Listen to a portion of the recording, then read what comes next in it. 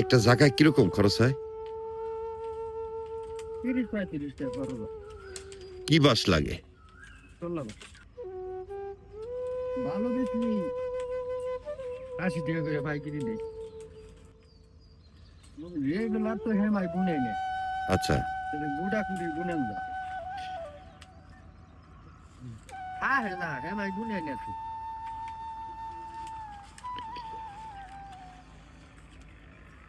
কোনো মতে আর কি। হ্যাঁ দোকান করি আর কয়টা গুনাই।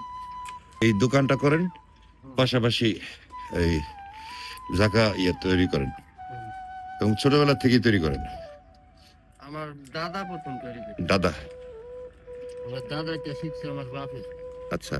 আমার বাপের টা শিখছি আমি।